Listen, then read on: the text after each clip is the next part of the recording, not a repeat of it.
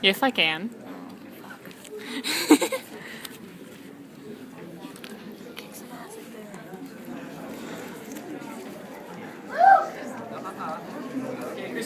Hi, Krystina's mom. I'm recording this for you.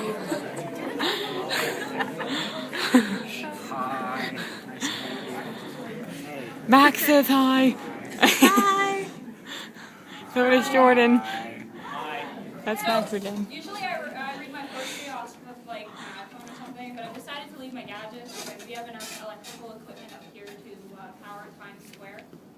I'm not doing that. Anyways, so for those graduating next year, how many of you are really excited to graduate?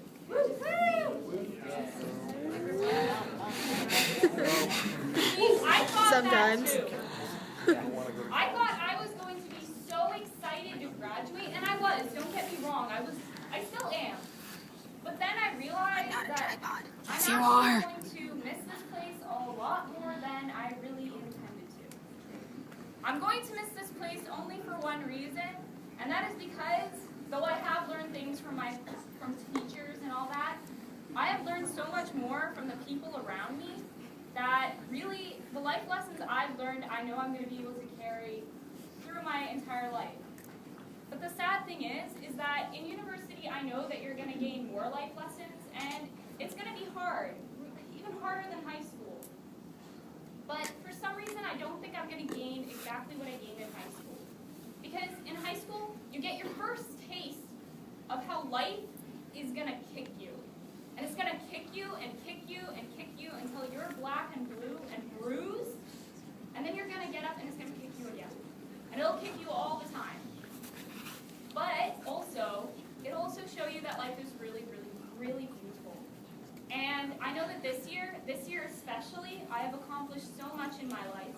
And though I'm going to graduate and I'm going to walk up onto that stage and I'm not going to get an honors medal and I'm not going to get top history student and I'm not going to get a medal telling, congratulations, you're a published author. No. I'm not going to get that.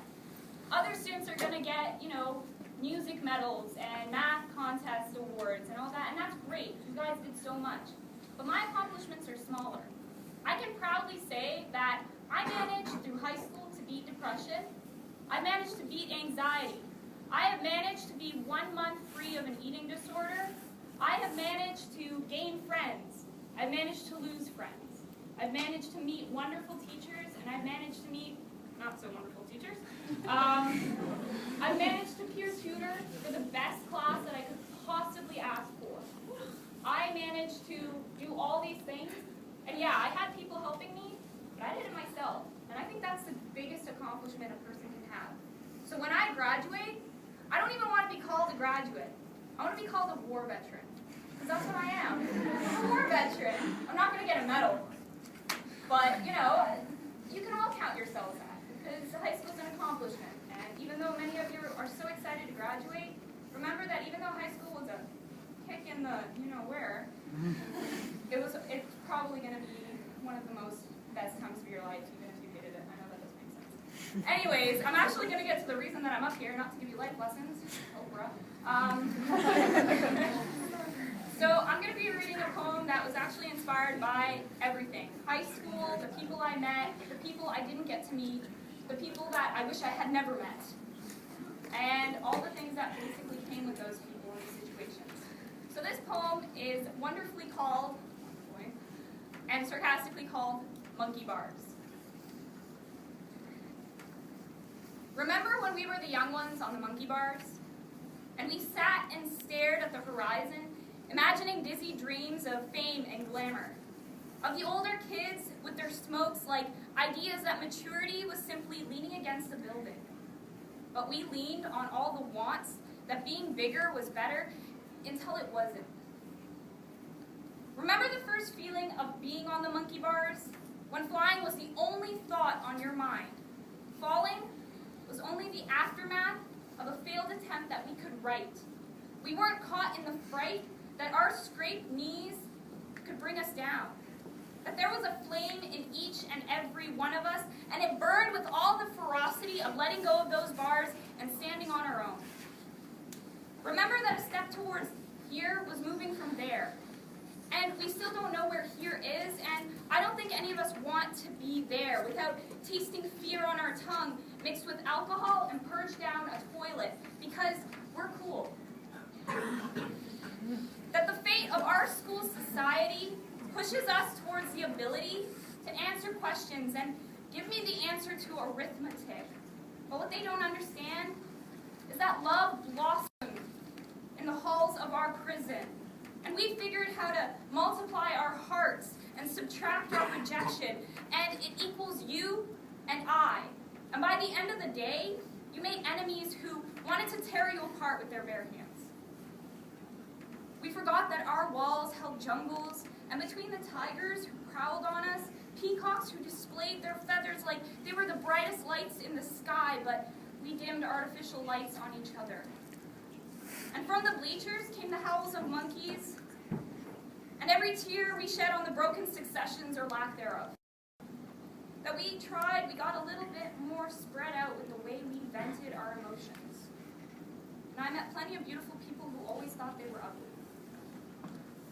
We tried to cut away the parts that we didn't like. We tried to force food away from us because the fear of living was bigger than the fear that bones could poke the ones we love the most. Whether we came from whole homes, split homes, broken homes, or no homes at all. Remember, we lived in classrooms that fenced us in, that locked us away from the idea that everyone deserves a fighting chance, but they held the ammo and we held the trigger. They wanted us to speak critically, describe recklessly, deliberate intelligently, but then turn around and mock us because being smart isn't cool. And how many of us still climb mountains at the end of the day? And we wept at the fact that we could somehow get over the obstacles and hurdles that we laid in front of us. That some of us finished the summit, but most of us fell hard. And the harder we fell, the stronger we felt that sticks and stones can't break bones, but they can leave bruises. That the viscosity of ourselves was thicker than even blood, but there was plenty of blood flowing down these halls, making waterfalls of our former monkey bars. But remember that we drift on the feeling that we can overcome anything, that we are fearless, yet not tearless. However, it doesn't matter because we turn these tears into stars, and we saw them higher than us. Even if we were grown, we still believed in pixie dust, that we could fly farther than an albatross on wings so large it would take the devil to make us crash. We are whispers yelled so loud that no one can ignore us, and we should be okay with that, because we are no longer the silent and grieving, the kids not good at anything, the kids who fought every day to take on their demons in the form of pencil and pen and paper and fitting in. We are the ones who still hold childhood in our palms, and we are not afraid to look around and say, I've been there and I can be here, and we're okay with growing up. But we still don't mind holding on to those monkey bars that made us fall in the first place.